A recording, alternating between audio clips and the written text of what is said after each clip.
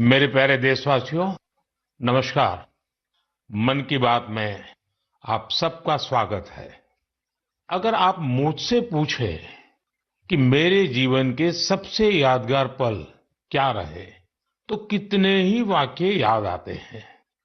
लेकिन इसमें भी एक पल ऐसा है जो बहुत खास है।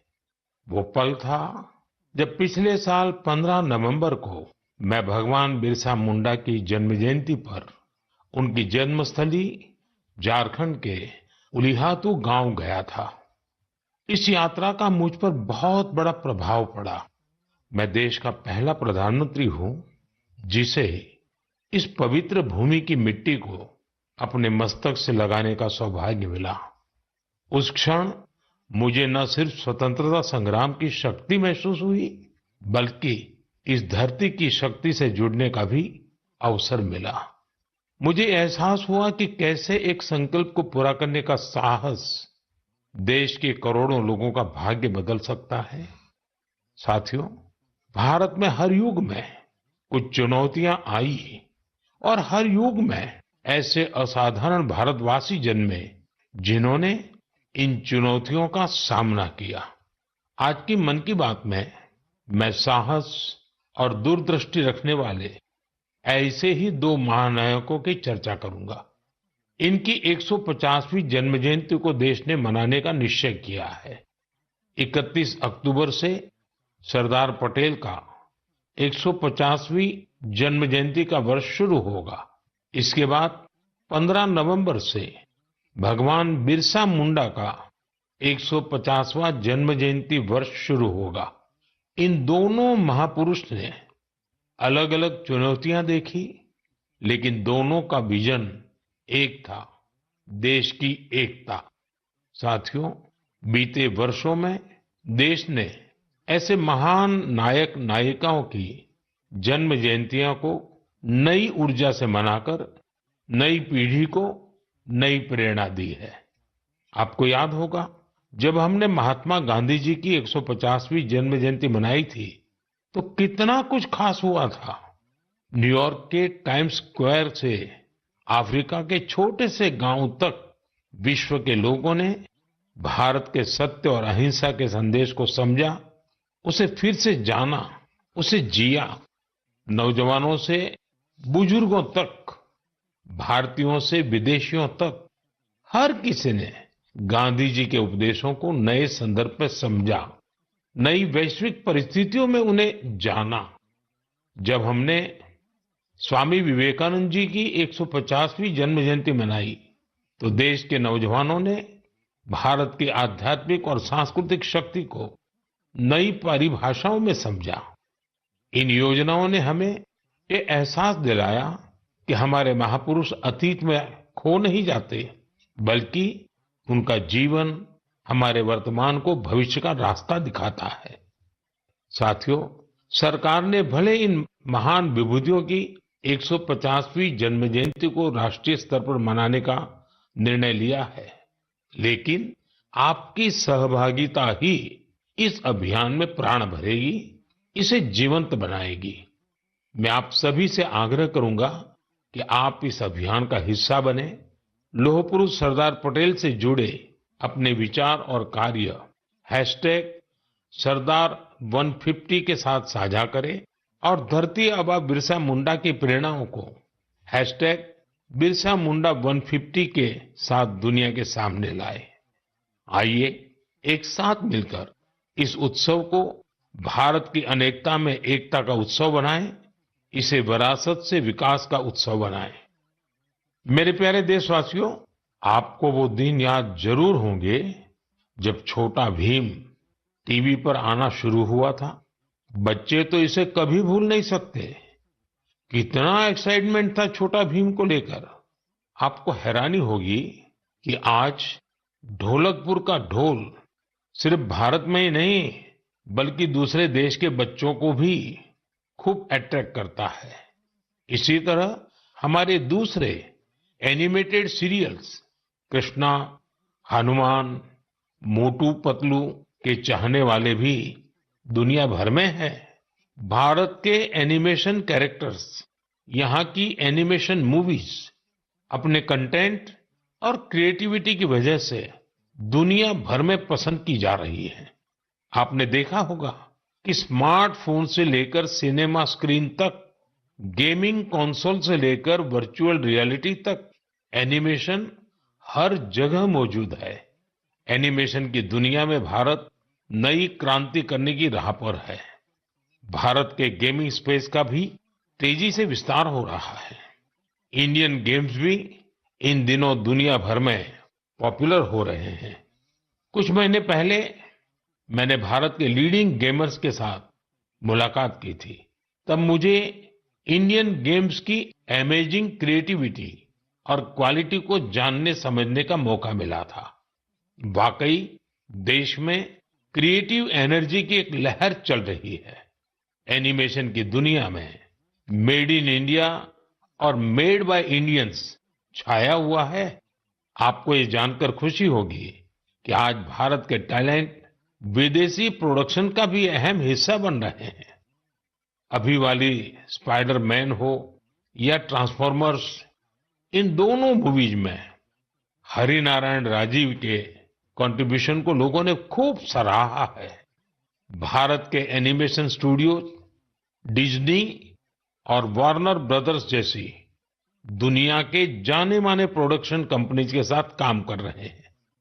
साथियों, आज हमारे युवा ओरिजिनल इंडियन कंटेंट, जिसमें हमारी संस्कृति की झलक होती है, वो तैयार कर रहे हैं। इन्हें दुनिया भर में देखा जा रहा है। एनिमेशन सेक्टर आज एक ऐसी इंडस्ट्री का रूप ले चुका है कि जो दूसरी इंडस्ट्रीज को ताकत दे रहा है। जैसे इन दिनों वीआर टूरिज्म बहुत फेमस हो रहा है। आप वर्चुअल टूर के माध्यम से अजंता की गुफाओं को देख सकते हैं, कोणार्क मंदिर के कॉरिडोर में टहल सकते हैं या फिर वाराणसी के घाटों का आनंद ले सकते हैं। ये सभी वीआर एनिमेशन भारत के क्रिएटर्स ने तैयार किए हैं। वीआर के माध्यम से इन जगहों को देखने के बाद कई लोग वास्तविकता में इन पर्यटन स्थलों का दौरा करना चाहते हैं। यानी टूरिस्ट डेस्टिनेशन का वर्चुअल टूर लोगों के मन में जिज्ञासा पैदा करने का माध्यम बन गया है। आज इस सेक्टर में एनिमेटर्स के साथ ही story tellers, writers, voice over experts, musicians, game developers, VR और एआर एक्सपर्ट्स, उनकी भी मांग लगातार बढ़ती जा रही है। इसलिए मैं भारत के युवाओं से कहूंगा, अपनी क्रिएटिविटी को विस्तार दे। क्या पता दुनिया का अगला सुपरहिट एनिमेशन आपके कंप्यूटर से निकले। अगला वायरल गेम आपका क्रिएशन हो सकता है। एजुकेशनल एनिमेशंस में आपका इनोवेशन बड़ी सफलता हासिल कर सकता है। इसी 28 अक्टूबर को यानी कल वर्ल्ड एनिमेशन डे भी मनाया जाएगा। आइए हम भारत को ग्लोबल एनिमेशन पावर हाउस बनाने का संकल्प लें। मेरे प्यारे देशवासियों, स्वामी विवेकानंद ने एक बार सफलता का मंत्र दिया था। उनका मंत्र था, कोई एक आइडिया लीजिए, उस एक आइडिया को अपनी जिंदगी बनाइए, उसे सोचिए, उसका सपना देखिए, उसे जीना शुरू करिए। आज आत्मनिर्भर भारत अभियान भी सफलता के इसी मंत्र पर चल रहा है। ये अभियान हमारी सामूहिक चेतना का हिस्सा बन गया है, लगातार पग पग पर हमारी प्रेरणा बन गया है। आत्मनिर्भरता हमारी पॉलिसी ही नहीं, हमारा पैशन बन गया है। बहुत साल नहीं हुए, सिर्फ 10 साल पहले की बात है। तब अगर कोई कहता था कि किसी कॉम्प्लेक्स टेक्नोलॉजी को भारत में विकसित करना है, तो कई लोगों को विश्वास नहीं होता था, तो कई उपहास उड़ाते थे। लेकिन आज वही लोग देश की सफलता को देखकर अचंभे में रहते हैं। आत्मनिर्भर हो रहा भारत हर सेक्टर में कमाल कर रहा है। आप सोचिए, एक जमाने में मोबाइल फोन इंपोर्ट करने वाला भारत आज दुनिया का दूसरा सबसे बड़ा मैन्युफैक्चरर बन गया है। कभी दुनिया में सबसे ज्यादा डिफेंस इक्विपमेंट खरीदने वाला भारत आज 85 देशों को एक्सपोर्ट भी कर रहा है। स्पेस टेक्नोलॉजी में भारत आज चंद्रमा के साउथ पोल पर पहुंचने वाला पहला देश बना है। और एक बात तो मुझे सबसे ज्यादा अच्छी लगती है, वो ये है कि आत्मनिर्भरता का ये अभियान अब सिर्फ सरकारी अभियान नहीं है। अब आत्मनिर्भर भारत अभियान एक जन अभियान बन रहा है। हर क्षेत्र में उपलब्धियां हासिल कर रहे हैं। जैसे इसी महीने लद्दाख के हानले में हमने एशिया की सबसे बड़ी इमेजिंग टेलीस्कोप मैस का भी उद्घाटन किया है। ये 4,300 मीटर की ऊंचाई पर स्थित है। जानते हैं इसकी भी खास बात क्या है? ये मेड इन इंडिया है। सोचिए, जिस स्थान पर -30 डिग्री की ठंड पड़ती हो, जहां ऑक्सीजन तक का अभाव हो, वहां हमारे वैज्ञानिकों और लोकल इंडस्ट्री ने वो कर दिखाया है जो एशिया के किसी देश ने नहीं किया। हानले का टेलीस्कोप भले ही दूर की दुनिया देख रहा हो, लेकिन ये हमें एक चीज और भी दिखा रहा है, और ये चीज है आत्मनिर्भर भारत का सामर्थ्य। साथियों, मैं चाहता हूं आप भी एक काम जरूर करें। आत्मनिर्भर होते भारत के ज्यादा से ज्यादा उदाहरण, ऐसे प्रयासों को शेयर करिए। आपने अपने पड़ोस में कौन सा नया इनोवेशन देखा? किस लोकल स्टार्टअप ने आपको सबसे ज्यादा इंप्रेस किया? हैशटैग आत्मनिर्भर इनोवेशन के साथ सोशल मीडिया पर ये जानकारियां लिखिए और आत्मनिर्भर भारत का उत्सव मनाइए।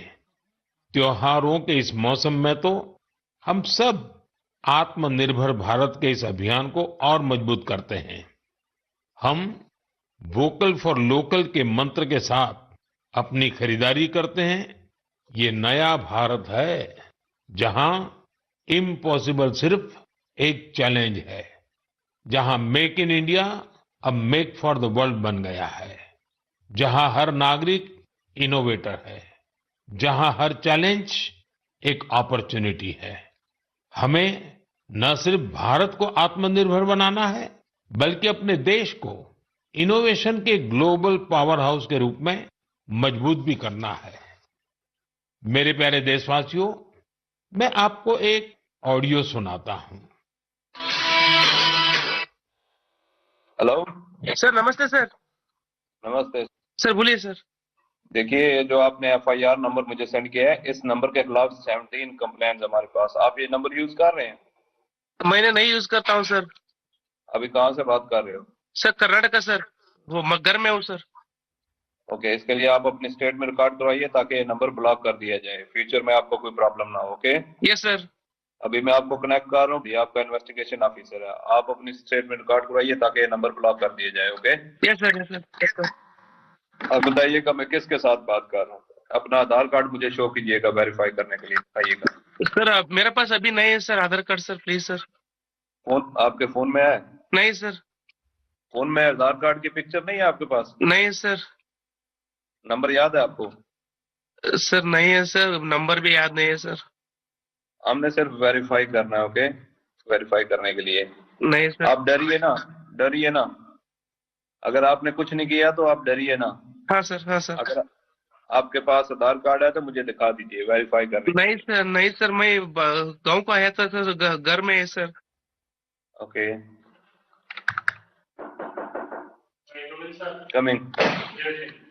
जय हिंद। इस व्यक्ति के वन साइड वीडियो का रिकॉर्ड करो as per the protocol. Okay, ये ऑडियो सिर्फ जानकारी के लिए नहीं, ये कोई मनोरंजन वाला ऑडियो नहीं है। एक गहरी चिंता को लेकर के ऑडियो आया है। आपने अभी जो बातचीत सुनी वो डिजिटल अरेस्ट के फरेब की है। ये बातचीत एक पीड़ित और फ्रॉड करने वाले के बीच हुई है। डिजिटल अरेस्ट के फ्रॉड में फोन करने वाले कभी पुलिस, कभी सीबीआई, कभी नारकोटिक्स, कभी आरबीआई, ऐसे भांति भांति के लेबल लगाकर बनावटी अधिकारी बनकर बात करते हैं और बड़े कॉन्फिडेंस के साथ करते हैं। मुझे मन की बात के बहुत से श्रोताओं ने कहा कि इसकी चर्चा जरूर करनी चाहिए। आइए मैं आपको बताता हूं ये फ्रॉड करने वाली गैंग काम कैसे करती है, ये खतरनाक खेल क्या है। आपको भी समझना बहुत जरूरी है, औरों को भी समझाना उतना ही आवश्यक है। पहला दाव, आपकी व्यक्तिगत जानकारी, वो सब जुटा करके रखते हैं। आप पिछले महीने गोवा गए थे, है ना? आपकी बेटी दिल्ली में पढ़ती है ना? वे आपके बारे में इतनी जानकारी जुटाकर रखते हैं कि आप दंग रह जाएंगे। दूसरा दाव, भय का माहौल पैदा करो। वर्दी, सरकारी दफ्तर का सेटअप, कानूनी धाराएं, वो आपको इतना डरा देंगे, फोन पर बातों बातों में आप सोच भी नहीं पाएंगे। और फिर उनका तीसरा दाव शुरू होता है। तीसरा दाव, समय का दबाव। अभी फैसला करना होगा, वरना आपको गिरफ्तार करना पड़ेगा। ये लोग पीड़ित पर इतना मनोवैज्ञानिक दबाव बना देते हैं कि वो सहम जाता है। डिजिटल अरेस्ट के शिकार होने वालों में हर वर्ग, हर उम्र के लोग हैं। लोगों ने डर की वजह से अपनी मेहनत से कमाए हुए लाखों रुपए गंवा दिए हैं। कभी भी आपको इस तरह का कोई कॉल आए तो आपको डरना नहीं है। आपको पता होना चाहिए, कोई भी जांच एजेंसी फोन कॉल या वीडियो कॉल पर इस तरह पूछताछ कभी भी नहीं करती। मैं आपको डिजिटल सुरक्षा के 3 चरण बताता हूं। ये 3 चरण है: रुको, सोचो, एक्शन लो। कॉल आते ही रुको, घबराए नहीं, शांत रहे, जल्दबाजी में कोई कदम न उठाएं, किसी को अपनी व्यक्तिगत जानकारी न दें। संभव हो तो स्क्रीनशॉट लें और रिकॉर्डिंग जरूर करें। इसके बाद आता है दूसरा चरण। पहला चरण था रुको, दूसरा चरण है सोचो। कोई भी सरकारी एजेंसी फोन पर ऐसे धमकी नहीं देती, न ही वीडियो कॉल पर पूछताछ करती है, न ही ऐसे पैसा की मांग करती है। अगर डर लगे तो समझिए कुछ गड़बड़ है। और पहला चरण, दूसरा चरण और अब मैं कहता हूं तीसरा चरण। पहले चरण में मैंने कहा रुको, दूसरे चरण में मैंने कहा सोचो, और तीसरा चरण कहता हूं एक्शन लो। राष्ट्रीय साइबर हेल्पलाइन 1930 डायल करें। cybercrime.gov.in पर रिपोर्ट करें। परिवार और पुलिस को सूचित करें। सबूत सुरक्षित रखें। रुको, बाद में सोचो और फिर एक्शन लो। ये 3 चरण आपकी डिजिटल सुरक्षा का रक्षक बनेंगे।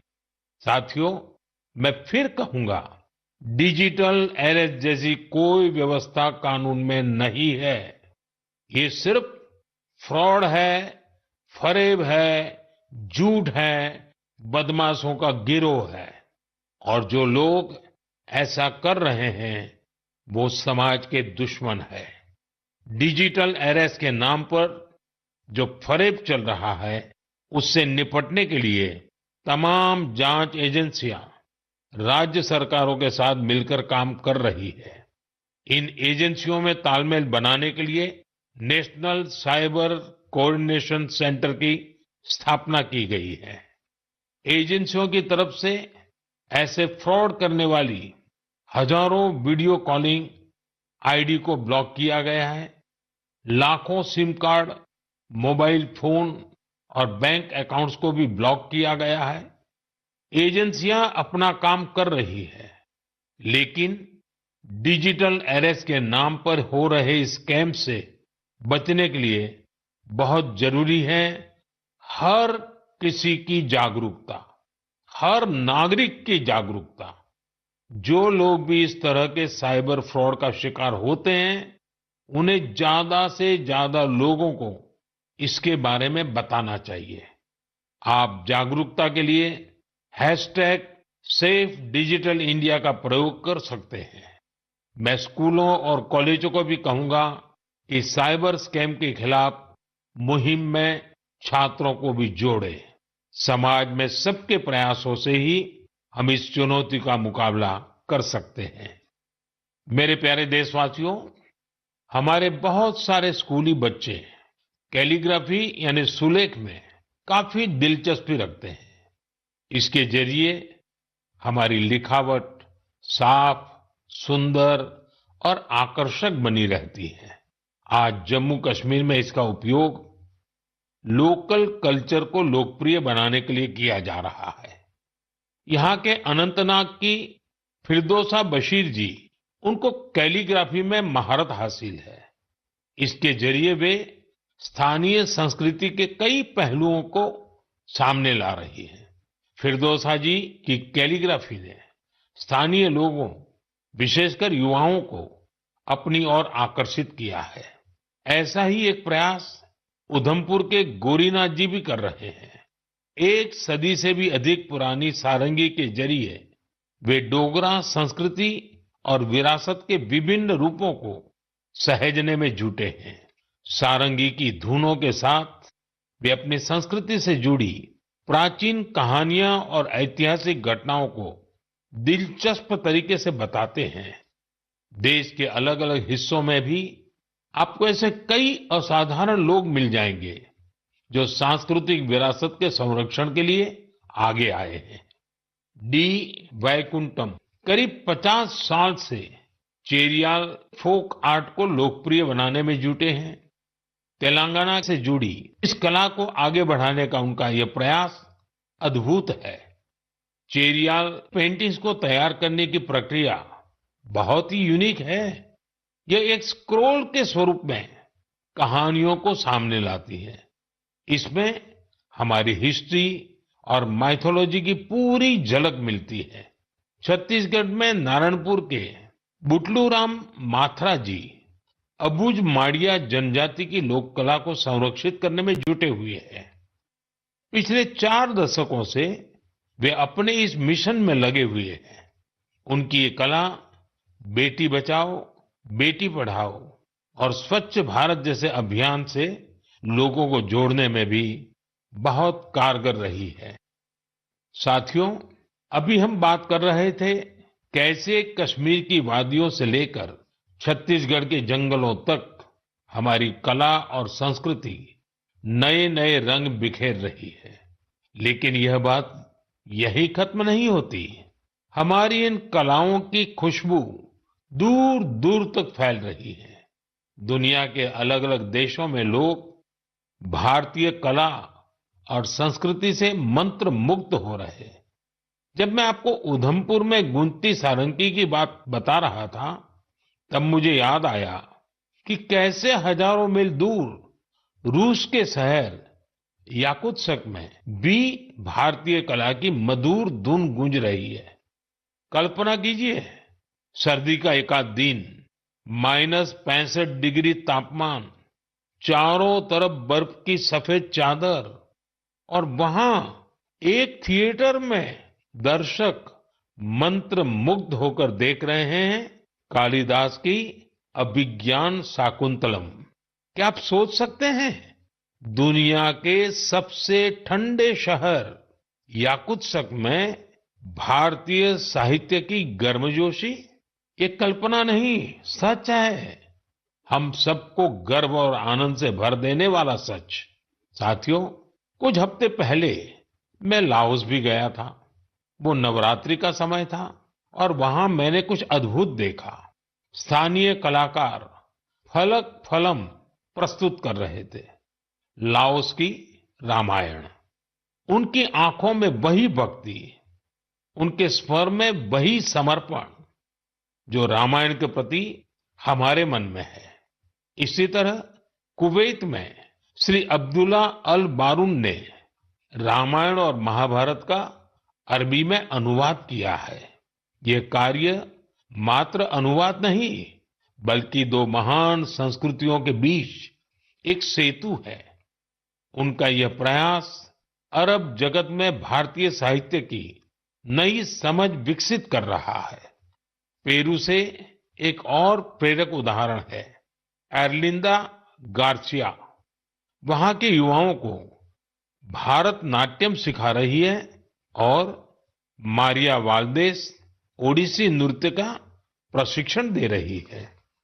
इन कलाओं से प्रभावित होकर दक्षिण अमेरिका के कई देशों में भारतीय शास्त्रीय नृत्य की धूम मची हुई है। साथियों, विदेशी धरती पर भारत के ये उदाहरण दर्शाते हैं कि भारतीय संस्कृति की शक्ति कितनी अद्भुत है। ये लगातार विश्व को अपनी ओर आकर्षित कर रही है। जहां जहां कला है, वहां वहां भारत है। जहां जहां संस्कृति है, वहां वहां भारत है।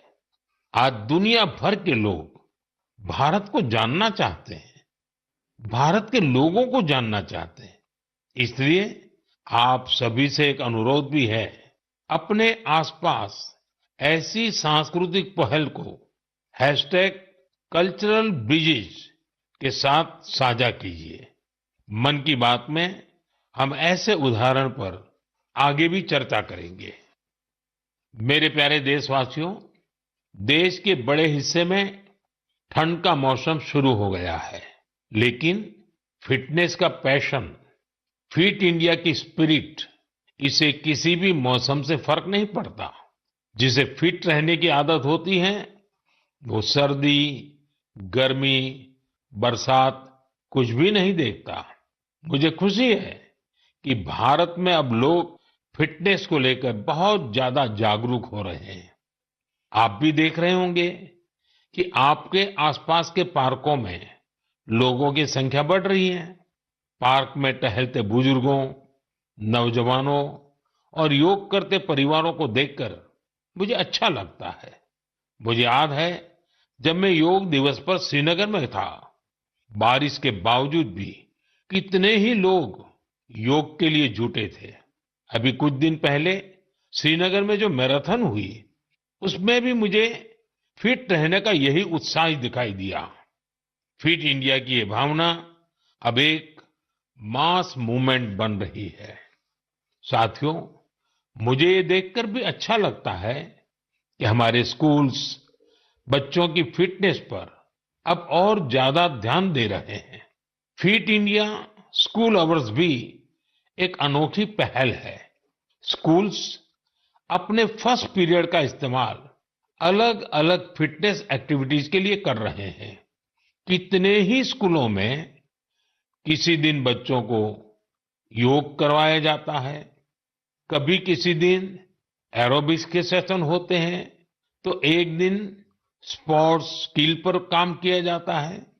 किसी दिन खो खो और कबड्डी जैसे पारंपरिक खेल खिलाए जा रहे हैं और इसका असर भी बहुत शानदार है। अटेंडेंस अच्छी हो रही है, बच्चों का कंसंट्रेशन बढ़ रहा है और बच्चों को मजा भी आ रहा है।